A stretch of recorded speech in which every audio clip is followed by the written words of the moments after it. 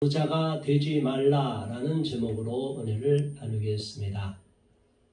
오늘 우리가 읽은 본문의 말씀 가운데 우리가 다시 한번 깨닫게 되는 것은 예수님께서 이 땅에 오셔서 많은 사역을 하시고 여러 가지 천국 복음을 전하시고 교훈을 주셨습니다.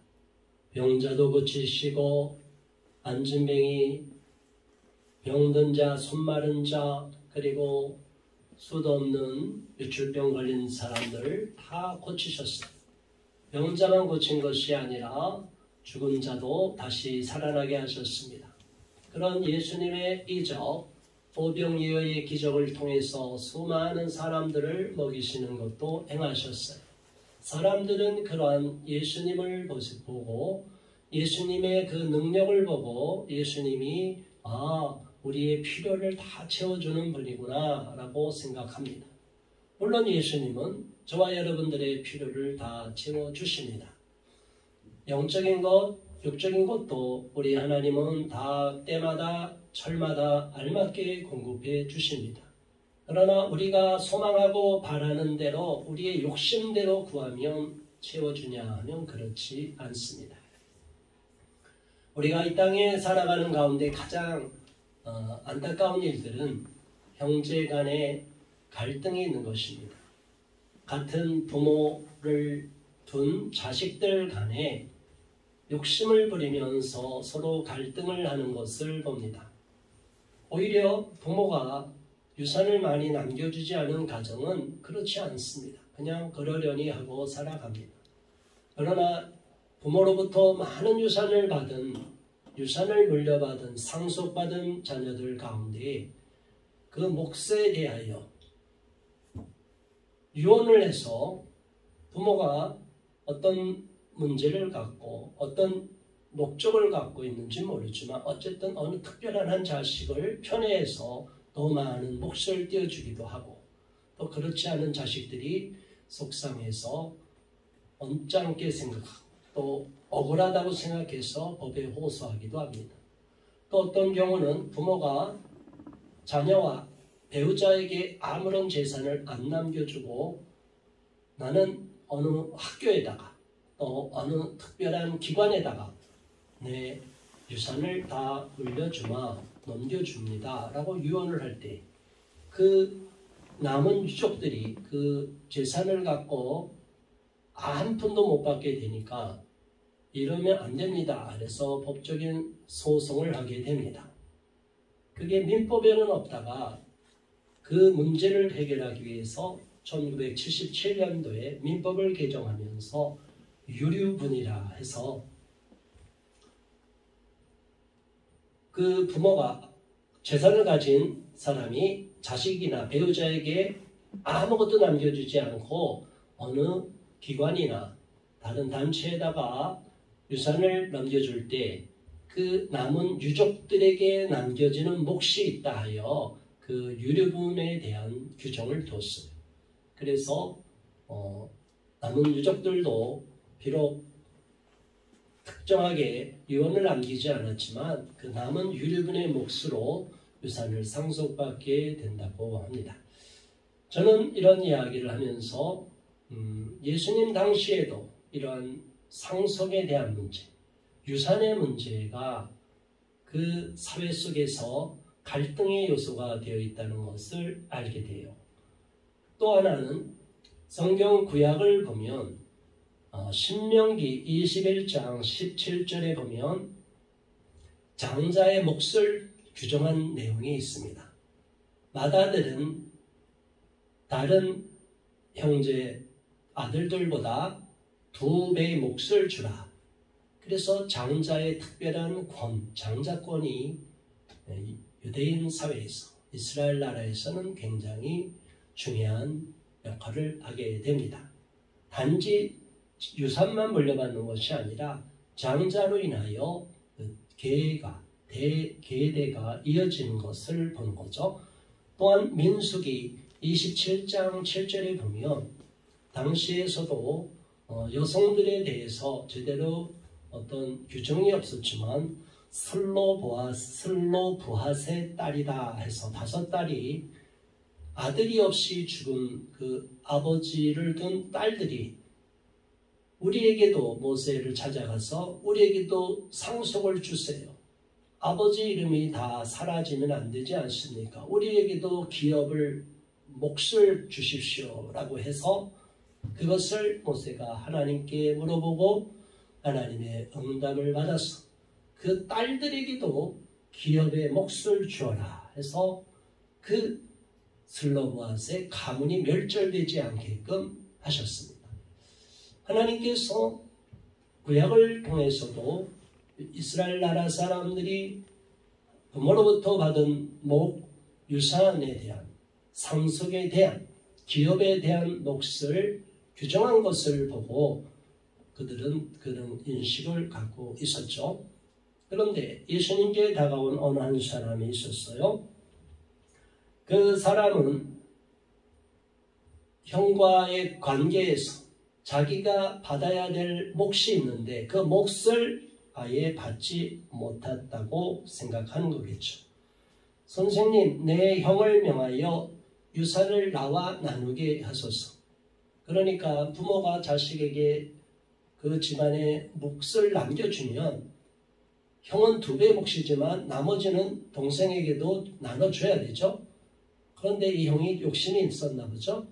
그래서 형이 다 가져가 버리니 동생은 속상하고 억울한 마음이 들었을 거예요.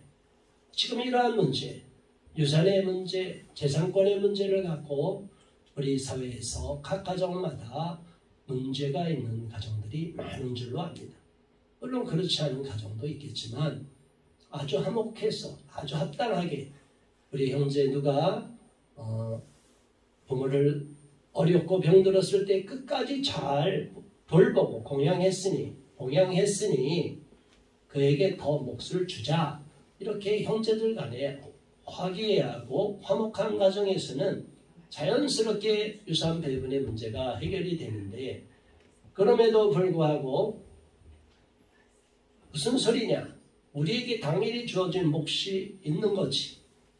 그렇게 부모를 봉양한 것도 다 재산을 차지하기 위한 수가 아니었냐? 뭐 이런 식으로 형제 간에 평소에 감정이 있다면 서로 친밀한 화목한 관계가 되어 있지 않다면 그 가정에서 안타깝게도 그런 재산권의 문제, 상속권의 문제가 대두되는 것입니다. 저와 여러분은 어떻게 생각해야 되겠습니까? 예수를 믿는 사람들이 세상 사람과 똑같이 어쩌면 더 영악하게 돈의 문제에서 더 철저하고 더 이기적이고 더 욕심을 많이 부리는 경우도 있는데 그럴 경우에 예수님을 믿지 않는 집안 친척, 형제들 간에 상처가 되는 경우가 있어요. 저와 여러분들은 단지 돈에 대해서 국한시키지 말고 내가 돈에 대한 태도, 내가 물질에 대한 태도, 내가 상속 지분에 대한 태도를 어떻게 가지냐에 따라서 예수님을 믿지 않는 형제들이, 친척들이 나로 인하여 오히려 예수님을 믿지 않고 교회를 나오는 것을 거부하는 일이 있다면 우리는 하나님 앞에 가서 칭찬받을 수가 없습니다. 저와 여러분은 예수님을 믿는 사람으로서 세상에서 빛이 되라는 그 의미를 깊이 생각해서 사랑으로 행하고 희생으로 행하고 친척들 간에 가족들 간에 먼저 내가 욕심을 버리고 솔선수범하는 그러한 자세를 가져야 될 줄로 믿습니다. 그렇지 않고 형제들 간에 욕심은 다 챙기며 나는 이게 다 하나님이 주신 거야. 하나님 감사합니다. 나는 하나님께 11조를 많이 드렸어. 그런데 재산을 자기 몫을 정당하게 받지 못한 또 다른 형제나 유산 상속자는 그러한 모습을 보고 예수님을 안 믿는 사람이라면 마음에 시험이 드는 거겠죠. 저게 무슨 소리야? 성경에도 분명히 말하고 있어요. 형제를 먼저 돌보라고 그랬어요. 어려운 형제를 돌보라고 그랬어요. 하나님께 헌금을 많이 하는 게 중요한 게 아니라 형제 어려운 일이 있으면 어려운 형제가 있으면 어려운 친척이 있으면 먼저 돌보라고 했어요. 더 나가서 어려운 이웃들까지 돌보라고 했어요. 그런데 그런 하나님의 계명은 다 저버리고 내가 하나님께 복을 더 많이 받아야겠다고 11조만 많이 드리고 내가 감사함을 많이 드리고 자식이 잘 되길 바라면서 헌금을 많이 한다고 해서 그 하나님이 그것을 기뻐하시겠느냐 이겁니다. 우리는 의와 신을 버리지 말라고 하신 하나님의 말씀을 기억해야 됩니다. 하나님은 공의로우신 하나님이에요. 모든 것을 높은 시각에서 넓은 시각에서 공평하게 보십니다. 공정하게 보십니다. 그렇기 때문에 우리가 하나님을 믿노라 하는 사람으로서 예수님을 먼저 믿는 사람으로서 또 믿는 형제들 간이라면 이런 것은 당연히 그리스도 안에서 서로 희생하고 양보하고 배려하면서 해결할 문제를 세상의 법정으로까지 가서 싸우고 다투어서 철천지 원수가 되게 만들어서 되겠냐 이겁니다. 안타깝게도 세상에서 성공한 기업가의 후손들이 자식들이 상속권 그 문제를 갖고 누가 더 많이 가졌냐 안 가졌냐 갖고 형제들 간에 싸움이 일어나는 것을 많이 봅니다. 그래서 오히려 많은 재산을 자식들에게 물려주는 것은 화가 되고 저주가 되는 것이 오히려 역설이 되는 것이죠. 저와 여러분은 어떻게 생각해야 되겠습니까? 돈을 많이 벌어서 많은 돈을 벌어서 자식을 잘 먹이고 자식들에게 많은 축복을 물려주고 유산을 물려주겠다는 생각을 대부분이 할 것인데 그게 자식들에게 꼭 유익이 되느냐 오히려 화가 되느냐를 생각해야 된다는 것입니다. 예수를 믿는 저와 여러분은 하나님의 자녀로서 하나님의 자녀답게 살아야 되는데 하나님의 자녀라고 하면서도 이기적인 신앙으로서 돈 문제만큼은 절대 양보하지 않는 탐욕스러운 모습을 보이는 경우가 있어요. 이런 모습은 하나님이 기뻐하지 않습니다. 예수님에게 찾아온 이 어느 사람 유산의 문제를 갖고 고민하고 갈등하는 형과 다투는 이 사람은 예수님께 나와서 어떤 조언을 오늘날로 보면 카운슬링, 상담을 받기를 원하는 거겠죠. 또는 멘토링을 받기 원하는 거겠죠. 정확한 어드바이스, 조언을 받기를 원하는 마음으로 예수님에게 우리 예수님을 선생님, 라비오 하면서 내 형을 명하여서 유산을 나와 나눠 갖게 해 주십시오 라고 했어요. 그 말 자체로 보면 형이 동생을 아예 제껴놓고 자기가 부모의 유산을 다 물려받은 거라고 생각해요. 독식한 거겠죠. 인간적으로 보면 잘못되고 얼마든지 예수님은 그 형은 참 나쁘구나. 그래. 그거 그러면 안 되지. 이렇게 말할 수도 있을 거예요. 그런데 예수님은 이런 유산의 문제를 갖고 고민하는 사람에게 관심이 없어요. 우리들의 이 재산 싸움, 재물 싸움, 이기적으로 욕심을 갖는 엄청나게 피 튀기게 싸우는 권력 쟁취의 싸움, 여기에 큰 관심이 없어요. 그 말씀은 뭐냐면 우리 예수님은 영원한 천국의 복음을 전하시고 천국에 가면 이 땅의 그 어떤 보화보다도 더 풍성하고 놀라운 은혜를 누리고 풍요로운 소유를 갖게 되기 때문에 이 땅의 것에 연연하지 말라고 하는 거예요. 우리가 사는 영원한 번영에는 더 놀라운 좋은 곳이 있고 좋은 집이 있고 좋은 금은 보화가 산더미처럼 널려있는 그런 곳이다라고 우리 예수님은 알고 계시기에 그런 유산의 문제, 돈 문제를 갖고 형제들 간에 의가 상하고 싸우지 말라는 거죠. 예수님이 뭐라고 하셨습니까? 14절에 이르시되 이 사람아 누가 나를 너희의 재판장이나 물건 나누는 자로 세웠느냐 하시고, 예수님 당시에도 이스라엘 나라에서는 이렇게 재판장도 두었죠. 어떤 문제가 있을 때 모세도 시시비비를 가리는 일을 했고 본인이 다 힘들어서 천부장, 백부장, 십부장을 두었어요. 그런데 예수님은 그러한 일 자체를 거부하셨어요. 내가 너희들의 재산을 나누는, 물건을 나누는 자로 세운 줄로 아느냐, 그런 겁니다. 이 말씀은 뭐예요? 우리들이 지금 연연하고 있는 물질의 문제, 억울하고 속상한 문제들까지도 우리 예수님에게는 큰 문제가 되지 않는다는 것이죠. 저와 여러분은 목숨을 걸듯이 사력을 다하고 악의다툼을 하는 이러한 물질을, 돈의 문제를 우리 하나님은, 예수님은 전혀 그렇게 생각하지 않는다는 것. 그래서 우리들의 마음의 중심에 재물을 탐하는 마음, 돈을 사랑하는 마음은 절대로 우리 하나님이 기뻐하지 않는다는 것이죠. 우리 예수님 말씀하셨습니다. 너희는 두 주인을 섬길 수 없다고 그랬어요. 우리 마음에 돈과 하나님을 똑같이 섬길 수가 없다. 아이, 저는 안 그래요. 돈만 줘보세요. 하나님, 예수님, 저 돈만 줘보세요. 저는 얼마든지 예수님 더 잘 섬길 수 있을 거예요.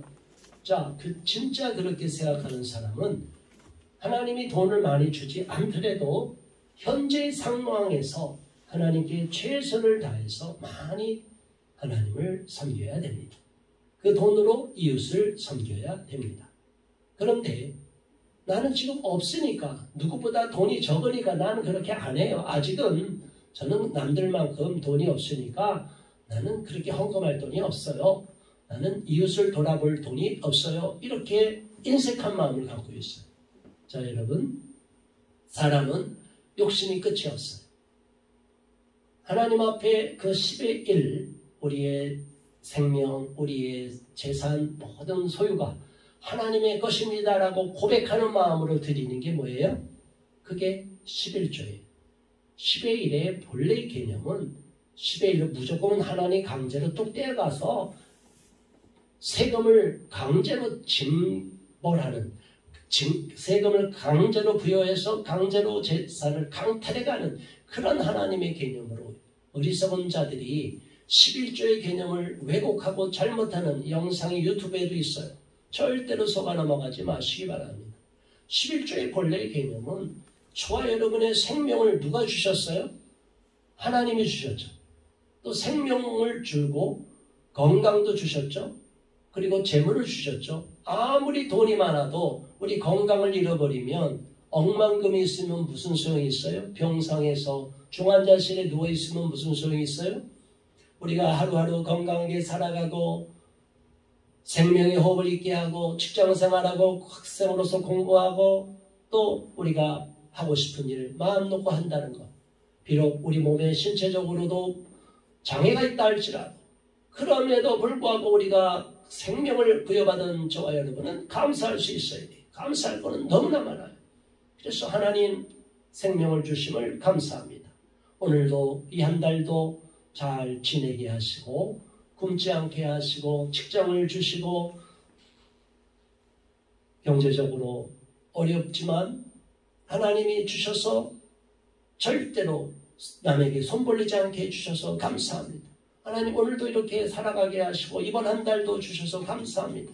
하나님 제가 일해서 직장을 주셔서 월급을 남들과 비교해서 많든 적든 저는 이곳으로서 감사합니다 해서 하나님 앞에 10의 1을 드리는 거예요.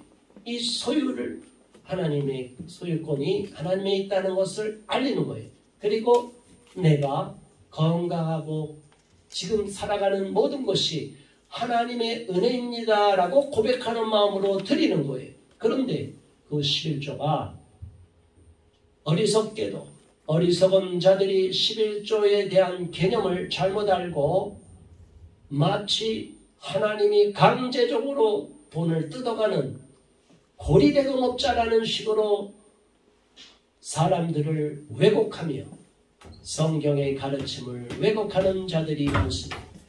물론 11조로 인하여 돈으로 인하여 시험에 들어있는 사람이 있다면 그 사람에게 계속 11조로 강조할 필요는 없어요. 11조는 결국은 자기 자신을 위해서 복을 받는 기본으로서 드리는 거예요. 하나님이 11조를 안 받는다고 해서 하나님이 뭐가 부족하겠어요? 하나님이 11조를 우리에게 주시는 것은 하나님께 감사라는 것도 되지만 우리에게 축복을 주시기 위한 조건을 주시는 거예요. 우리를 더 큰 축복의 길로 이끌어 주시기 위해서 어려운 가운데도 11조를 드리는 사람이 지금 연봉 5천만 원, 2천만 원 받은 사람이 연봉 5천만 원이 되고 또 5천만 원 받은 사람이 1억이 되고 또 연봉 1억을 받은 사람이 11조를 잘해서 또 열심히 일해서 축복을 받아서 사업을 해서 또 연봉 10억이 되고 100억이 되고 1000억이 된다. 자, 여러분 생각을 해보세요. 11조를 드리는 마음이 인색한 사람이 마음을 갖고 있으면 그 사람은 물질을 더 많이 가질수록 하나님 앞에 드리는 것을 더 어려워합니다. 11조의 기본 정신, 하나님 앞에 헌금하는 기본 정신을 갖지 못하고 하나님 앞에 강제로 억지로 드린다고 생각하는 사람은 인색함으로 드리는 것은 하나님이 받지 않아요. 그럴 사람은 아예 11조를 하지 마세요. 헌금하지 마세요. 그거 하나님이 안 받아요. 사람한테 보여주기 위해서 헌금하는 것이 아니에요. 헌금의 개념이 잘못되어 있으니까 세상 사람들이 그거를 보고 자꾸 비판하게 되고 또 그것에 악영향을 받은 사람이 하나님 앞에 헌금하는 것을 계산적으로 생각하고 사탄의 생각에 넘어가서 거부감을 갖고 왜 하나님이 11조를 어디에 11조를 드리라고 했느냐. 그건 무식한 사람들이 하는 얘기죠. 성경을 보세요. 11조를 하라고 했어요? 안 했어요? 예수님도 11조도 하고 그것도 하라고 그랬어요. 버리지 말라고 그랬어요. 그런데 어리석은 인간들이 세상에서 인문학을 갖고 세상의 지식을 갖고 성경을 지멋대로 재단하는 잘못된 자들이 이렇게 성경의 가르침을 왜곡하는 거예요. 주님의 몸된 교회, 교회가 교회다운 역할을 하기 위해서 교회가 유지돼야 되고 또 구제하고 섬기고 이웃을 해외 선교도 하고 교회가 하나님의 일꾼으로서 헌신하고 봉사하는 사역자들에게 필요한 생활비도 줘야 되는 성경에서도 보면 레위인들에게 레위 지파의 몫을 주었어요. 그들은 하나님이 그냥 하나님의 일에만 전무하라고 세상에서 다른 지파들처럼 일하지 않고 그 사람들의 몫으로 주었어요. 그로 인해서 제사장들은 또 이어지고 그런 제사장은 하나님 일에 전무하고 제사 드리는 일에 전무해서 이런 일을 하게 하셨어요. 그것이 하나님의 뜻인데 성경의 구약부터 신약에 이르는 그 흐름을 잘 모르니까 이거를 인간의 시각으로 재단하니까 하나님 앞에 잘못된 시각을 갖고 하나님 앞에 11조 하는 것은 잘못이다. 이렇게 망발하는 사람들이 있어요. 그건 하나님 앞에 저주받을 일입니다. 그건 하나님과 상관없는 거짓 사꾼들의 목소리고 거짓 선지자들의 목소리예요. 그런 자들의 소리에 귀를 기울이면 안 됩니다.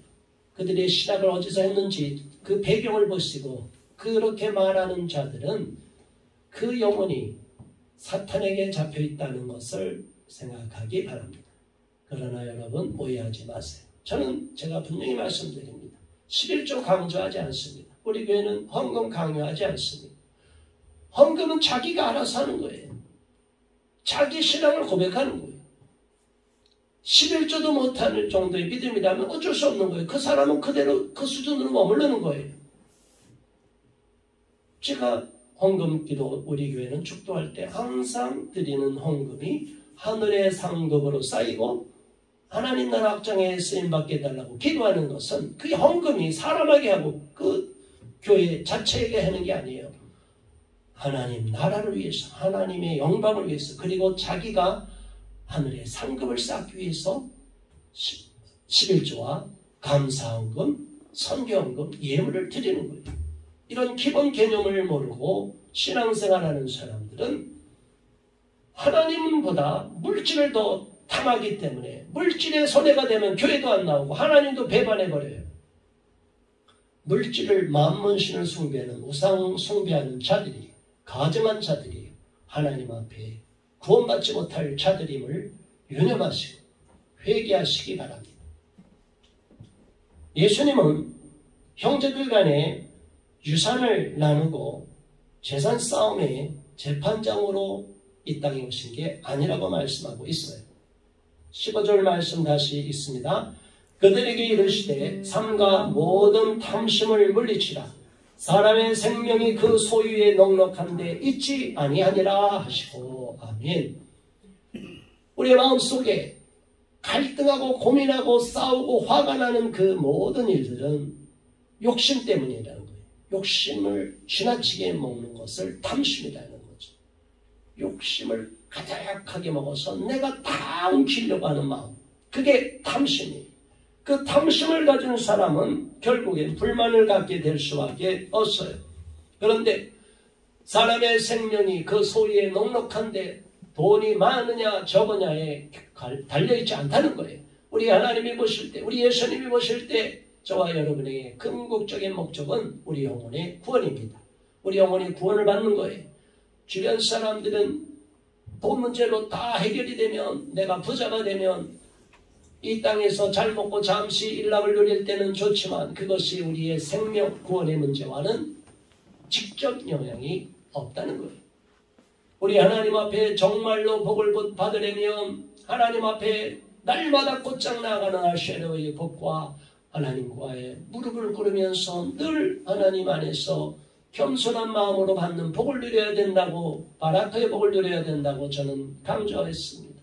저와 여러분들이 진정한 복이 무조건 물질을 많이 받는 샤머니즘적인 복, 물질을 많이 받아야만 행복하고 물질을 적게 받으면 불행하다는, 그리고 물질을 많이 주실 때는 감사하고 물질을 안 주실 때는 불평하고 원망하면 그게 무슨 하나님을 믿는 자가 되느냐 이겁니다.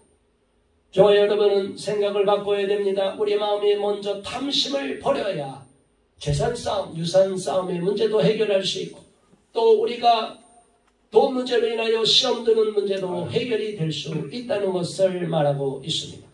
더 나아가서 예수님이 한 비유를 말씀하고 있습니다. 어느 한 부자가 있었다고 예수님이 말하고 있습니다. 그 당시에는 농업시대이기 때문에 농사를 잘 지어서 많은 소출을 거두면 부자입니다. 지금은 사업을 해서 산업시대가 돼서 어느 기업이든 일궈서 물건을 많이 팔고 이윤을 많이 남기면 부자가 되는 거예요. 그리고 또 IT 시대가 되다 보니까 많이 알려지고 홍보를 하고 인기만 있어도 부자가 돼요. 유튜브에 조회수만 갖고도 부자가 되는 경우가 있어요. 그래서 사람들이 거기에 다 빠져서 유튜브 조회수를 올리려고 막 혈안이 되어 있어요. 저와 여러분은 거기에 헛된 신기루에 넘어가지 마시기 바랍니다.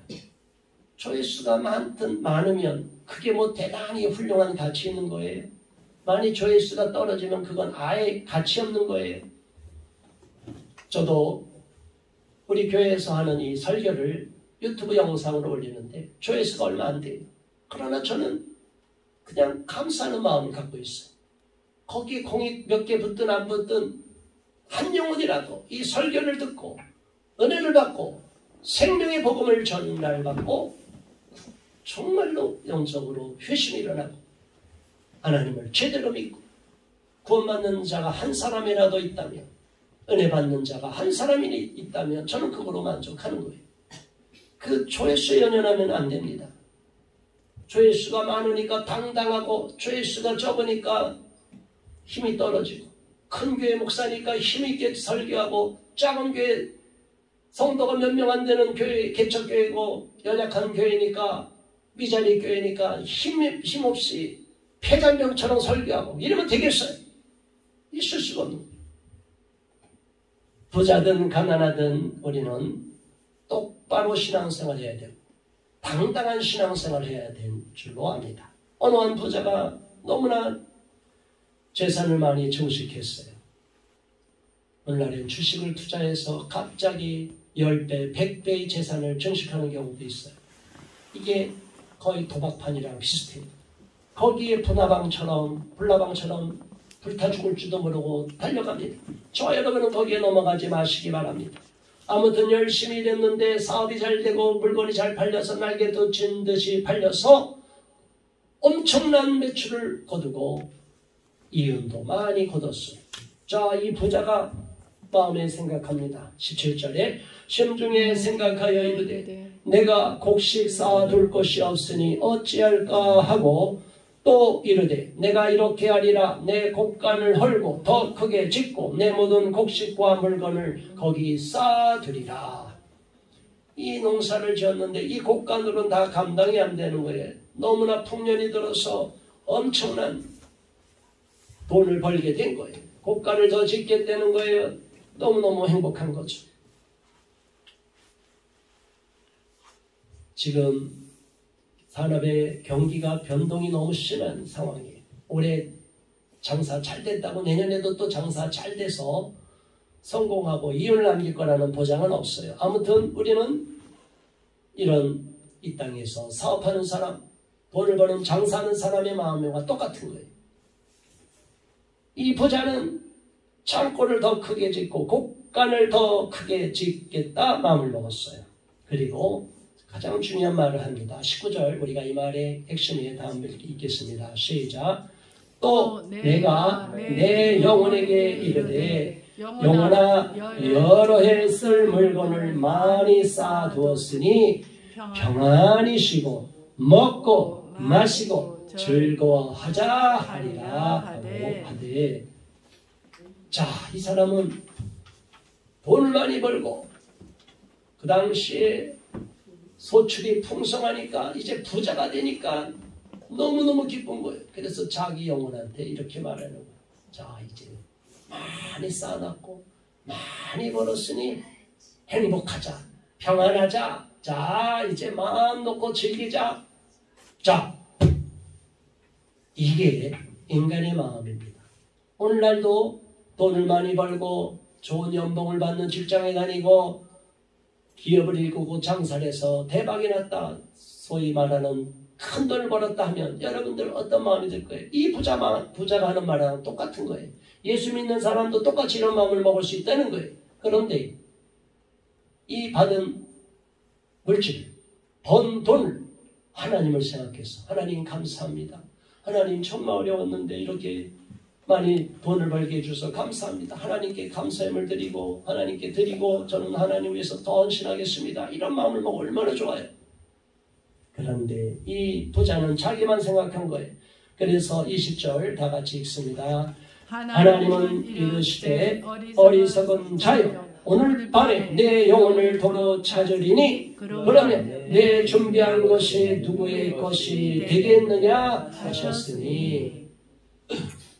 충격입니다. 깜짝 놀랐네요. 우리는 이 땅에서 성공하고 엄청난 돈을 벌고 이제는 마음 놓고 즐기고 누리면서 풍요롭게 살 거라고 기분이 너무 좋은데 하나님은 이 어리석은 부자야. 내가 내 영혼을 오늘 밤 부르면 이게 뭐예요? 우리 영혼을 부르면 뭐 어떻게 되는 거예요? 우리 죽는 거예요. 세상과 작별하는 거예요. 세상과 끝나버리면 이제 생명이 끝나면 하나님의 심판대 앞에 설 건데 어떻게 할 거냐? 이 땅에서 그 돈을 갖고 자기만을 배불리 먹고 살다가 죽으면 어떻게 할 거냐? 정말로 두려운 마음을 먹어야 됩니다. 부자 되기를 애쓰는 저와 여러분들이 있다면 혹시 우리 마음에 그런 생각이 있다면 다 회개하시기 바랍니다. 부자가 되기를 애쓰지 마시기 바랍니다. 하나님께서 물질을 주시면 그 물질을 잘 관리해서 청지기 역할을 잘하겠습니다. 그리고 많은 물질을 주시면 더 청지기 역할을 잘하고 적은 물질을 주셔도 청지기 역할을 잘해서 하나님께 영광을 돌리겠습니다. 이런 물질관을 정확하게 갖는 저와 여러분 되기를 바랍니다. 아멘. 이런 생각이 없이 돈만 달라고 부자 되기만을 애쓰는 어리석은 자들, 형제들 간의 유산 싸움, 또 투자를 어디에 할 것이냐, 날마다 거기에 생각하고 성경 말씀은 아예 제껴놓고 예배드리기도 소홀히 하고 자기 의식주 먹는 것, 입는 것, 쓰는 것에만 온통 신경을 쓰고 자식들 교육을 시키는 것 좋지만 온통 자식을 우상처럼 떠받들어서 자식에게만 온갖 다 쏟아부으면서 이웃도 안 돌아보고 부모도 안 돌아보고 하나님께도 인색한 자들이 되면 안 된다는 것을 말하고 있습니다. 마지막으로 21절 다 함께 봉독합니다. 자기를 위하여 재물을 쌓아두고 하나님께 대하여 부여하지 못한 자가 이와 같으니라. 하나님께 대하여 인색한 자가 이와 같으니라, 그런 뜻이에요. 자기를 위해서는 재물을 마음껏 쌓고 자기를 즐겁게 하는 데는 온갖 돈을 다 쓰면서 하나님에 대해서 인색한 자들, 교회 나오는 자들도 이 모양이니 하나님이 얼마나 탄식하느냐 이거예요. 저와 여러분은 재물관을 정확하게 바로 잡기를 바랍니다. 양심에 찔림이 있는 사람은 회개하시고 이 말이 거부되는 사람은 아예 교회를 나오지 마시기 바랍니다. 하나님으로부터 칭찬이 없습니다. 우리는 신앙생활하면 똑바로 해야지 형식적으로 문지방만 밟고 가면 안 됩니다. 오늘의 말씀을 기억하면서 저와 여러분이 어리석은 부자가 되지 않고 하나님 앞에 정직한 청지기가 되어서 하나님께 영광을 돌리는 하나님의 신실한 자녀가 되게 해달라고 이 시간 합심하여 기도하겠습니다. 주여, 할렐루야. 하나님 아버지 감사합니다. 오늘도 귀한 말씀을 통하여 깨달음을 주시고 도전을 주셔서 감사합니다. 우리 예수님께서는 재산 상속의 문제를 갖고 다투는 그 형제들을, 그런 사람들을 외면하셨습니다. 그리고 우리 마음에 탐심이 가득한 것을 책망하셨습니다. 그리고 비유로 돈이 많고 농사를 잘 지어서 부자가 된 어느 부자를 예화로 들었습니다. 비유로 말씀하셨습니다. 그 부자가 자기 재물을, 자기의 소출을 저장할 공간, 곳간을 더 넓히는 데만 관심을 갖고 많은 재산을 증식하고 나니 자기 영혼을 향하여 평안히, 안전히, 행복히 마음껏 누리고 즐기라는 어리석은 생각을 할 때 하나님이 그 영혼을 데려가시면 그 영혼이 결국은 심판대 앞에 서고 그 재산은 자기 것도 되지 않고 하나님 앞에 가서 부끄러움을 당하고 무서운 책망을 받는다는 것을 깨우쳐 주셨습니다. 자기에게는 부자가 되고 부유하면서 하나님에 대해서는 인색한 자가 되어서 되겠습니까? 하나님, 우리가 예수 믿는 사람들이 11조의 문제가 아니라 하나님에 대한 기본 자세가 잘못되었기 때문에 내 생명이, 나의 모든 소유가 하나님의 것이라는 기본 개념이 안 정립되어 있기 때문에 진정으로 예수를 구주로 영접하여 원죄와 자본죄를 구원받은 이 놀라운 축복이 있다는 것을 잊어버렸기 때문에 어리석게도 마귀의 속임수에 넘어가서, 사탄의 속임수에 넘어가서 욕심을 더 부리라는 마귀 영성에 넘어가서 돈의 노예가 되어서 만몬신을 섬기고 있는 어리석은 자들이 너무나 많았습니다. 아버지, 저도 그랬다면 회개하오니 용서하여 주시옵소서. 회개하오니 용서하여 주옵소서. 더 이상 하나님 앞에 인색하지 않게 하시고 어떻게, 어떤 형편에 처하든지 선한 청지기로서 하나님을 영화롭게 하고 가진 재물로 하나님과 이웃을 섬기는데 인색하지 않는 자가 될 수 있도록 도와주시옵소서. 예수 그리스도 이름으로 간절히 기도드리옵나이다.